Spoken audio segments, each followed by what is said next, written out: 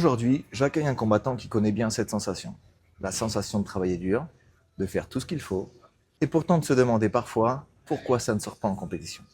Je l'ai accompagné dans une partie de son parcours. J'ai vu les doutes, les remises en question, les périodes où les résultats ne reflétaient pas forcément ses efforts. Mais j'ai vu aussi sa capacité à continuer, à progresser, à construire quelque chose de plus solide que la confiance du moment.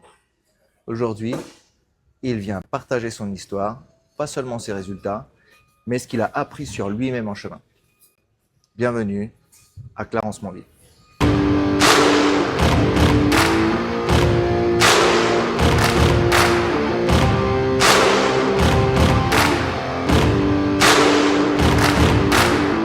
Ok Clarence, bonjour, bienvenue avec nous sur cette interview, sur les premières interviews de Fighter dans la tête.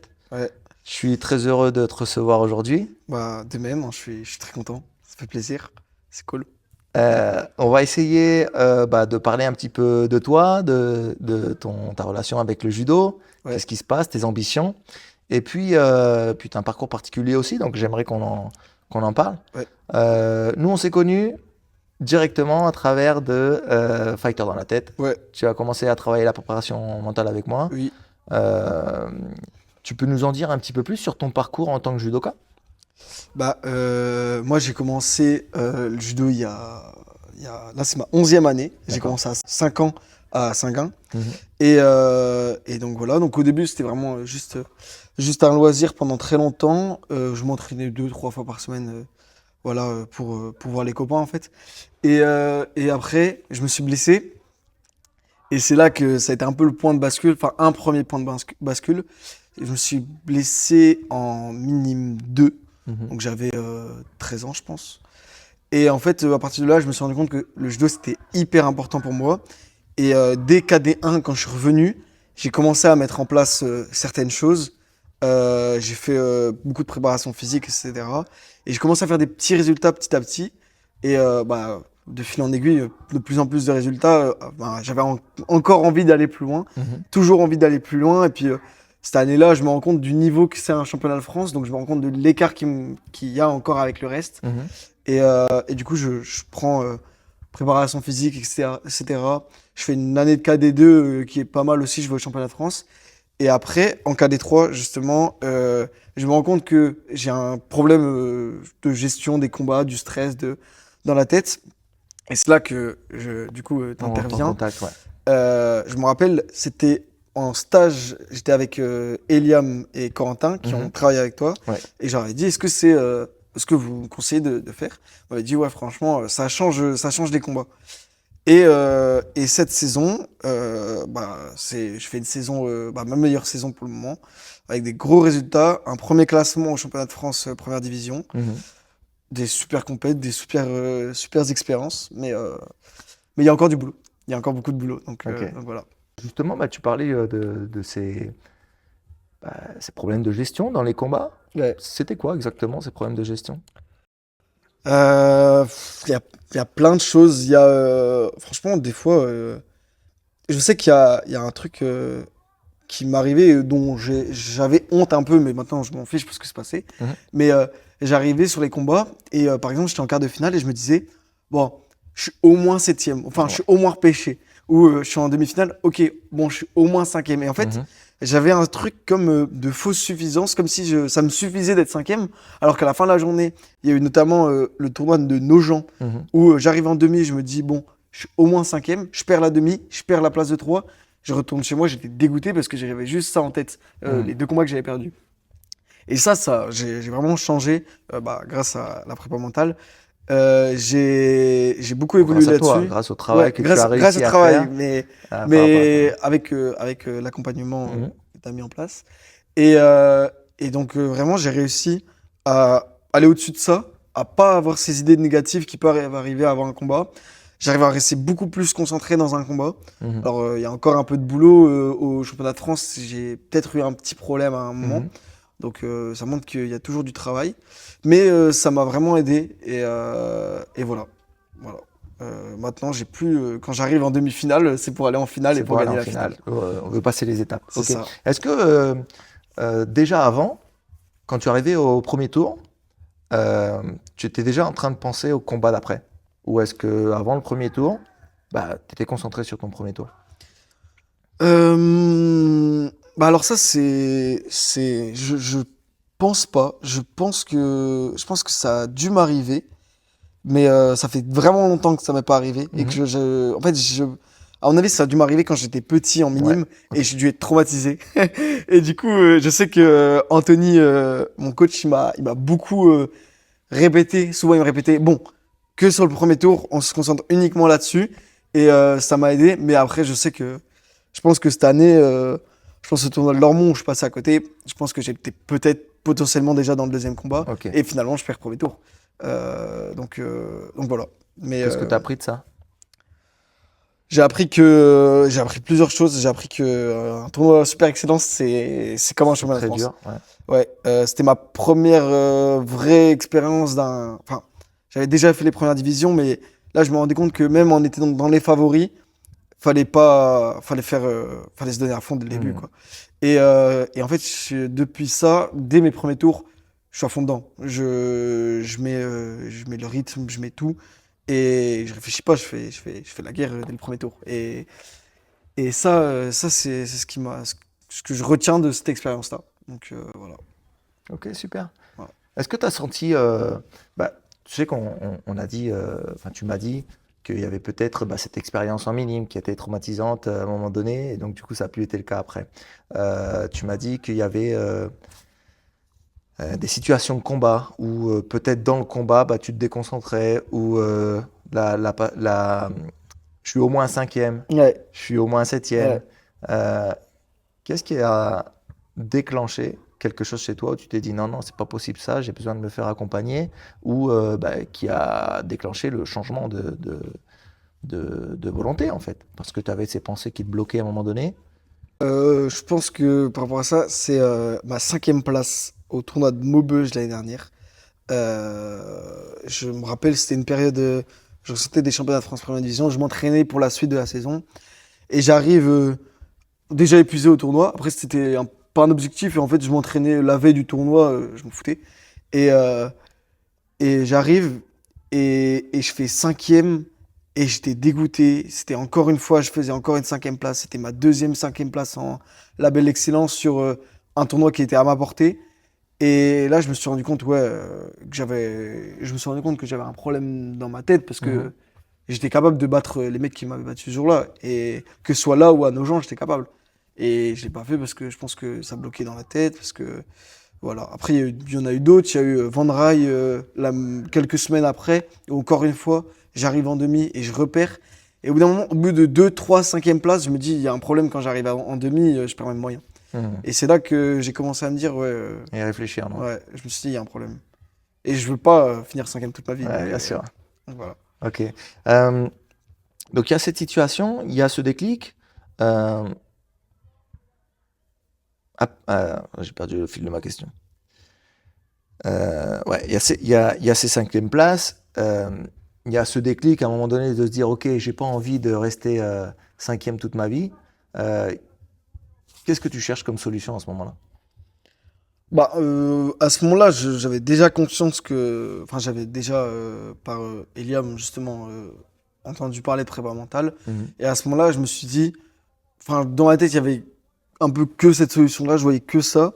Et je pense que j'ai fait le bon choix. Mais c'est vrai que j'ai Mhm. pas réfléchi à d'autres solutions. D'accord. Et je suis pas sûr qu'en fait, il en existe d'autres spécifiquement par rapport à, parce que j'étais convaincu que c'était dans ma tête. Je pense que c'était bien dans ma tête. Mhm. Et donc, je vois pas d'autres solutions Parce que, en fait, je viens sur cette question parce que habituellement, on nous dit, si ça passe pas, c'est que tu dois t'entraîner plus. Ouais, Tu dois faire plus, tu dois ouais, faire plus d'entraînement, plus de physique, plus de machin. ouais. Et pourquoi toi, tu as dit, non, bah écoute, moi je pense que c'est sur ça que je dois travailler, la préparation mentale. Bah, je pense que parce que je réalisais que des fois j'avais ces pensées-là qui étaient négatives déjà. Mhm. Je le savais. Ouais, je savais qu'elles étaient pas bonnes. J'essayais de les chasser, mais j'arrivais pas à bien les chasser avant les combats. Mhm. Après, honnêtement, ouais, toujours après une défaite, je me dis bah, faut que je m'entraîne plus, plus dur, Mhm. mieux. Et je pense que encore aujourd'hui, je dois m'entraîner plus dur, mieux, enfin. je dois bosser ma technique, je dois bosser machin. Ouais, bien sûr. Mais je savais qu'il y avait un vrai problème mental. C'était là où je pêchais le plus, je pense, à cette époque-là. Et ce qui, pour moi, est une de mes forces actuellement, ma tête. Ok. Donc, Aussi cette question parce que bah, t'es un peu atypique hein, dans le système qu'on a actuellement en judo français. La plupart des gens qui veulent atteindre le haut niveau passent par les structures Pôle Espoir, Pôle France, etc. C'est pas ton cas. ouais, j'ai fait le choix de pas intégrer de structure après un refus en KD1 D'accord. qui m'a dégoûté en vrai des structures parce que je me suis rendu compte que, en tout cas, cette structure-là, elle cherchait pas forcément un talent ou une envie, mais des résultats. Et à l'époque, j'avais pas les résultats. Par contre, je savais profondément que j'allais en faire. Je savais que j'avais un truc et que j'allais en faire. Et en fait, je me suis dit, bah, entre guillemets, ils veulent pas de moi. J'ai de l'ego. Je veux pas d'eux non plus. Et Ok. du coup, après, j'ai pas voulu continuer. Et en fait, KD2, je progresse en allant m'entraîner partout dans le département, partout dans la région, en faisant des stages. Mine de rien, je suis libre. Enfin, demain, je veux pas m'entraîner, je m'entraîne pas. Je m'entraîne là où je veux. Je fais les stages que je veux, les compètes que je veux. En plus, je suis encore chez mes parents, donc c'est quand même un confort. Confort, ouais. Donc ouais, non, c'est cool. Comment tu fonctionnes sur l'entraînement alors? Bah, Tu entraînement. as une équipe autour de toi, la préparation physique, la préparation Euh, mentale, technico-tactique? Bah, donc, préparation mentale, c'est Ouais. c'est avec toi. Préparation physique, c'est avec Corentin Farino. C'est aussi lui pour la préparation technique, en vrai. D'accord. Après, coaching, c'est Anthony Dangre. La plupart du temps, c'est lui sur les compètes. Et après, en vrai, ce qui est génial dans le club, c'est que tout le monde s'entraide. C'est plus Farino qui me donne des conseils, mais je sais que je peux demander un peu à tout le monde parce qu'il n'est pas toujours là. Je pense à Evan, à Dimitri. Je peux leur demander des conseils et ils seront contents de m'en donner. Donc en vrai, je prends de tout le monde. Après, là, je sais que je vais commencer à essayer de plus travailler ma technique. Donc là, je trouve des solutions petit à petit pour trouver un entraînement où je peux vraiment bosser bien technique et que ça, parce que c'est là où je pêche, je pense, en ce moment. Ok, Donc voilà. d'accord. Je cherche encore à m'entourer pour. Tu es encore dans la construction de ton équipe technique autour de Ouais, ta performance. ouais. Après, cette année, j'ai trouvé un super kiné Ouais. qui m'a soigné une douleur au coude que j'ai traîné pendant plus d'un an. Tu veux nous partager son nom peut-être? Alexandre Leclerc de Optim Club. Donc ouais, j'ai trouvé un super kiné, je suis très content. Ça se passe très bien. Puis il m'a bien aidé Ouais. parce que le coude je pense qu'on peut On en en a parler parlé parce beaucoup. que On en a parlé beaucoup on en a ensemble, parlé ouais. beaucoup. C'était une blessure qui m'empêchait de faire Moroté, qui est toujours mon spécial. Et en fait, je pense qu'il y a eu à la fois une blessure qui me faisait mal, et à la fois il y a eu un blocage dans la tête, parce que j'avais peur que la douleur revienne, et parce qu'à chaque fois la douleur revenait. Et donc j'ai réussi à dépasser ça. Et maintenant, bah ouais, j'ai pas eu de soucis là-dessus cette année. Ça m'a vraiment embêté à certains moments. La douleur est revenue un petit peu au moment de Bordeaux. Justement, on en parlait tout à l'heure. Et ça s'est vite soigné et ça a été. En tout cas, au championnat de France, j'avais plus de douleur et j'étais en forme, j'étais bien, pas d'appréhension. Donc voilà. Ok, top. Qu'est-ce que tu as comme objectif dans les années à venir? Là, tu vas passer junior du coup. Ouais. Bah là, je passe en junior en moins de 60 kilos, donc changement de catégorie. Plus de régime l'année prochaine normalement. Bah là, je compte m'installer en catégorie junior. Mon objectif, c'est le même, hein. Pour mes années juniors, c'est être champion de France. C'était mon objectif en cadet. Je suis passé à côté, c'est pas dramatique. On remet juste à quelques années. Et puis après, intégrer l'équipe de France, les sélections internationales, puis aller le plus loin possible. Honnêtement, là-dessus, je me fixe pas de limite. Je vois, bien Ouais, sûr, très loin. comme tout judoka, je rêve T'as des rêves. des Olympiades, mais aujourd'hui, je suis encore loin, j'ai encore beaucoup de boulot. Donc pour le moment, je reste concentré sur C'est mes bien, années c'est bien. juniors et on voit après. Ouais, après. Mais c'est bien d'être conscient de ça aussi, Ouais. d'être conscient qu'il y a du travail, parce qu'il y en Ouais. a toujours, de Il y toute en a façon. énormément. Quand on voit le parcours, par exemple, d'Axel Clerget, Mm. euh, médaillé mondial, champion du monde junior. Mm. Et en fin de compte, pour sortir une médaille en senior, bah, il a mis presque 10 ans. Ouais. Et puis, il y a Clerget, mais il y a le Brook, Le où c'est un Bouche peu aussi, ouais. complètement l'inverse, Mhm. où il performe pas vraiment en cadet junior. Junior, ouais. Et en senior, il se retrouve à faire les JO. Et il est médaillé d'or par équipe, Par aux équipe, JO exactement. à Tokyo. Donc en fait, Et il y a. aujourd'hui, membre de l'équipe C'est ça, membre du staff de l'équipe staff de France. technique. Ouais. Donc il y a tellement de parcours différents qu'en fait, bah ouais, il y a 2-3 ans, peut-être je passais pas les départs en minime, mais ça se trouve dans 2 ans, je suis champion de France et voilà, quoi. Exactement, il y a la place En tout cas, partout. on bosse pour ça, hein. Exactement, Ouais, c'est c'est ça, c'est ça. Je voulais savoir aussi, parce que tu es passé aussi par des moments difficiles, Mm. bon, du coup, ce refus de Paul, Ouais, cette blessure, ouais. des moments difficiles, peut-être des résultats difficiles à accepter. Mm. Comment on surmonte ces obstacles? Franchement, je suis un judoka qui fonctionne pas mal à l'ego, honnêtement. Mhm. Euh, je sais que. Alors, j'ai parlé du pôle tout à l'heure. Ça m'a fait un petit peu mal à l'époque, mais parce que voilà, j'avais envie d'intégrer la structure et voilà, et c'est surtout que c'était suite à une deuxième déception avec les championnats France Espoir. Mhm. C'est un peu accumulé, mais je suis vite passé à autre chose. Là où ça a été difficile cette année, si je prends un moment marquant cette année, c'est à Lormont, où je fais le Mhm. premier tour. Tournoi Super Excellence. Il y avait une place en équipe de France à aller chercher en tant que finaliste. Mhm. Je savais que j'avais le niveau d'aller d'être au moins classé, parce que derrière je me classe aux France, donc il n'y a pas de raison. Et puis à l'époque j'étais 9e à la ranking nationale et je fais premier tour et je perds mon classement à la ranking nationale et je me retrouve à devoir aller aux régions avec toutes les contraintes de poids. Et là j'ai pris un coup de marteau. Franchement là c'était très très dur. Tout s'est effondré d'un coup parce que dans ma tête j'étais en mode bah toute ma première partie de saison où je vais chercher les points. euh, Elle a servi à rien. Mhm. Et puis je perds ma place à 5 points. Et 5 points, c'est vraiment rien. Et donc, je me rappelle que pendant plusieurs jours, je repensais à tous mes combats, toutes mes places de 3 que je perdais Mhm. et qui m'ont empêché un peu ça. Et après, je me suis dit, ouais, mais en fait, là, il y a deux réactions. Soit je me dis, bah, je reste comme ça et bah, ma saison, elle est foutue. Soit j'en ai rien à faire, ça change rien. Enfin, mais, certes, c'est une contre-perf, mais ça change rien à mon niveau.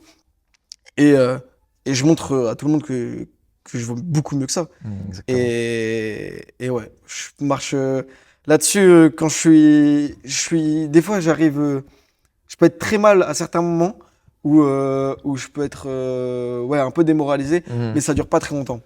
Je rebondis vite et quand je rebondis, souvent je reviens beaucoup, Bien fort. beaucoup mieux Ok. qu'avant. Je sais Ouais, que c'est. demain on traitera ce sujet sur la conférence, la Ouais, gestion de l'échec. ouais, Et je t'invite à venir, tu vas vite te reconnaître. ouais, Et il y a des questions spécifiques à se poser après coup, en ouais. acceptant cet échec, cette douleur, cette frustration. Mm. Euh, Il faut analyser. et après, voilà, Faut exactement. analyser. Savoir. Mais je sais que moi, en tout cas, j'ai du mal à analyser dans les jours qui viennent. Des fois, je mets une semaine avant de regarder les combats Mhm. parce que ça fait mal. Ça fait mal. Mais par contre, ouais, je le fais toujours. Et puis, ouais, toujours, je me dis, non, c'est pas possible. J'y retourne et je retourne au travail. Et puis voilà. Ouais, c'est Et à ça. chaque fois, je reviens plus fort. Mais là, vous êtes une équipe de bosseurs au Ouais. Judo Club de Saint-Gain. Ouais, Au final, on vous a avez un une vrai bonne bon groupe de petits jeunes, enfin petits jeunes. petits jeunes, des cadets juniors. Cadet, junior, senior, c'est cool, on se tire bien vers le haut. Mhm. Et on a tous vraiment les crocs et on se met bien Mhm. on se rentre bien dedans à l'entraînement. Non, vraiment, vous avez Donc, les crocs et vous avez un état d'esprit de travail. Ouais. Pas forcément, on va dire, tous très talentueux et Non. les choses faciles. Non, non. Mais vous êtes des bosseurs, ça Ouais. ça se sent dans les interviews, ça se sent sur le Ouais. tatami, ça se sent dans les compétitions. Vous êtes des morts de faim et ça Ouais. se sent. Ouais. Non, mais et puis on cultive ça. Ouais. On cultive le fait de. Il y a un régime qui est difficile, bah, tu serres Ouais. les dents, tu continues le régime. Il y a tu tombes, tu perds une compète, tu serres les dents, tu retournes. Et on cultive vraiment ce truc-là presque de gladiateur et Mhm. on retourne tout le temps et on s'entraîne ensemble. On se voit quasiment tous les jours en vrai. Ouais, ouais. Donc voilà, donc c'est très cool. Et tu crois que ça vient d'où ce soutien que vous avez réussi à construire entre vous? Bah, on est potes et on est proches, on a fait des compètes ensemble. Et puis, je pense on a un peu traversé à des moments les mêmes choses. Je sais que, ouais, on a traversé les mêmes choses à certains moments, donc on se reconnaît. Et puis, toujours quand il y en a un qui va pas trop bien, bah, l'autre, il va mieux, mais après, ça va être. C'est ça Tourne aussi un le peu, ça judo, tourne, c'est hein. que ça peut aller très très bien un jour, mais le lendemain, ça peut être compliqué. Donc, je pense qu'on se soutient par rapport à ça, parce que le judo, il faut se soutenir. C'est très dur comme sport, très ingrat. Donc voilà. Puis, on est une équipe qui va. Enfin, on comble à peu près toutes les catégories de poids. Donc, d'ici un ou 2 ans, bah, même d'ici demain, en fait, Ouais, ouais. on sera une grosse équipe. Ça va être cool. D'ici demain pour le tournoi Pour Christophe le Maquet. tournoi Ouais. Christophe Maquet, même si on est un peu tous dispatchés dans des équipes différentes, Ah, ça va tiens, être, ouais, un beau tournoi. Un ouais, beau tournoi. carrément. J'ai quand même le sentiment où vraiment cette notion d'équipe, ça a été presque créé grâce à des événements autour de cette équipe, de ce club, Ouais, où au final, dans ce club, il y a quand même beaucoup de choses qui sont organisées pour avoir une bonne ambiance, on va dire. ouais, Hein. ouais, bah, rien que le tournoi. Après, j'en ai pas parlé, mais les stages. Les stages, c'est super important. J'en parlais tout à l'heure, le stage à Grésivaudan où j'ai justement discuté avec Eliam et Corentin Mhm. Imbert de ça. Bah, on s'est énormément rapprochés à ce moment-là. Il y a eu aussi un tournoi en Écosse qu'on a fait où pareil, on s'est bien rapprochés. Donc c'est plein de tournois où on part ensemble et tout ça qui crée la cohésion. Et bah, le tournoi Christophe Maquet, pour ça, c'est génial. Enfin, Mhm. on est là, on combat à domicile. Il y a toujours les petits minimes, les petits poussins, les benjamins qui sont là, qui sont sur le Tout le monde est côté. là. Ouais. Et donc c'est fou. Et bon, là, c'est ma première participation de demain. C'est pas un rêve de gosse, mais un peu quand même. En Ouais, vrai, ouais, c'est tu t'es vu combattre en tant que c'est petit, tu ça. t'es dit un jour je ferai Ouais, ça. c'est ça. Et là, je sais que c'est demain. Donc Ah, franchement, c'est top. je suis très content. C'est génial. Ça va être cool. Mais ouais, l'esprit de club est quand même très important à Mhm. Saint-Gin, je trouve. Mais justement, bah, c'est ça. Tu parlais de soutien, donc soutien de l'équipe, soutien du club, parce qu'il y a les plus jeunes, il y a les plus anciens, et soutien des familles aussi. Ouais. Quel est pour toi le rôle de ta famille, de tes parents, dans ta performance? Bah, le rôle de mes parents, il est hyper important. Déjà, financier. Le judo il coûte très cher. En tout cas, une saison à haut niveau, entre les European Cup, les déplacements, etc. Même si le club prend en partie, mes parents, j'ai de la chance qu'ils puissent amortir une partie des frais et que je puisse les rembourser par derrière, etc. Mhm. Mais déjà, il y a ça. Et puis, bah, soutien moral. Enfin, quand ça allait pas bien à Lormont, mes parents, ils étaient là. Mhm. Je sais que quand je suis blessé, ils m'aident à trouver un rendez-vous chez le kiné, chez l'ostéo pour remettre ça. Partie logistique aussi. Ouais. Ouais. Bah, par rapport à l'European Cup, mon père, il a géré une bonne partie de l'organisation de l'European Cup. Je suis parti avec lui. Mhm. Euh, Ils sont là aux entraînements. Enfin, pas à tous les entraînements, mais à une bonne partie des entraînements. En tout cas, ils me conduisent, ils regardent les entraînements. Moi, maintenant, mon père, il vient pas du tout du judo à la base, mais on a des discussions, on regarde des combats, on analyse ensemble. Mhm.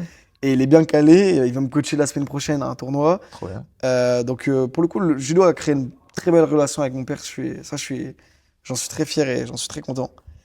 Et donc, ouais, rôle.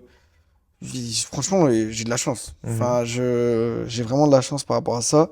Puis ils acceptent que je fasse autant de sport en couplant avec le lycée. Bon, j'ai les résultats avec le lycée qui font que je peux me permettre de faire les deux. Mhm. Mais ça me demande beaucoup de temps. Puis ça, je pense que ça peut être lourd pour la famille. Enfin, quand j'envoyais plus de 5 kilos de régime que je mangeais avec personne et que même les 2 derniers jours, je pouvais parler à personne parce que sinon Mhm. j'étais agressif, bah c'est lourd à porter. Et puis j'essayais pas de le montrer, mais ça me faisait mal de devoir montrer à ma mère que j'étais autant en souffrance. Et Mhm. elle, je sais que ça lui faisait mal. Mais elle l'a accepté. Et bon, c'était difficile, je pense, pour elle d'accepter. Je pense qu'elle a pas vraiment accepté. Mais en tout cas, elle se rendait compte que, certes, c'était énormément de sacrifices. Mais je me rappelle, je pense que c'est un souvenir qui va rester gravé à la vie. Ma 3e place à Arnes, mes 2 parents sont là. C'est la première fois que je prends une médaille dans un label d'excellence Mhm. à Arnes, donc pas très loin. Et c'est un tournoi qui est un peu mythique dans Ouais, la région, ouais. parce que c'est peut-être le meilleur tournoi excellence de la saison. Mhm. Et en fait, il y a des Japonais. Et en fait, moi, quand j'étais petit, j'arrivais et on me disait, ouais, Arne, tu gagnes un combat. T'es content. T'es content. Mhm. Et moi, je gagnais un combat quand j'avais de la chance et je gagnais pas. Et sinon, je gagnais pas. Et là, l'année dernière, je fais le premier tour. Cette année, j'arrive, mes deux parents, ils sont là. Je sors d'une 5e place au tournoi d'avant. Je viens de sortir de ma blessure du coude. Je fais 3. Et j'ai vu à ce moment-là toute la fierté qu'ils avaient. Et j'ai senti qu'à ce moment-là, ils ont compris pourquoi il y avait autant de sacrifices et pourquoi je faisais autant de régimes. Parce que franchement, des régimes, j'en ferais 1000 pour revivre des moments comme ça. Et je vais en refaire 1000 pour en revivre des comme ça. Donc voilà. Ouais, c'est cool. Bon, le moins possible, en 60. C'est ça. En 60, junior, pas tout de ça suite, devrait- parce que là, ça va là prendre j'ai du ma temps. dose pour quelques mois. Ok, Ouais. ok, c'est cool. Justement, ça c'est important aussi, au final, ce qu'on essaie de retransmettre Mm. aux parents, parce qu'au final, ils vivent Ouais. ces Ah, sacrifices. c'est clair. C'est Et clair. à travers nous, ils essaient de nous accompagner. Moi, j'ai vécu ça aussi. J'ai des parents qui m'ont beaucoup soutenu Mm. dans mon parcours. Et parfois, j'ai ressenti aussi une certaine pression, dans le sens où j'avais envie d'avoir un résultat pour eux Oui. aussi. Ouais. Ouais, je l'ai vécu ça. Ouais, Ouais. justement, comment tu t'es senti par rapport à ça? Parce qu'on sait que c'est pas ce qu'ils veulent. Ils veulent pas nous mettre la pression. Non, non, pas du Mais tout. au final, on ressent ça aussi. Bah ouais, après je pense que c'est une pression que je me mettais, que je me mets encore un peu, parce que forcément j'ai envie de les rendre fiers. Mhm. Surtout quand on fait du vol, des heures de vol, des heures de trajet, des kilomètres et des kilomètres pour arriver à une compète. Mhm. Bah si je perds premier tour, c'est un peu chiant. Mhm. Mais en vrai, j'arrive à me l'enlever et à me dire, je combats pour moi.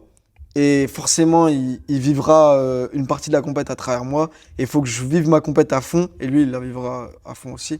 Et, euh, et par exemple, il y a eu des compètes où ça s'est pas hyper bien passé. Mais en vrai, on a vécu un mouvement fort.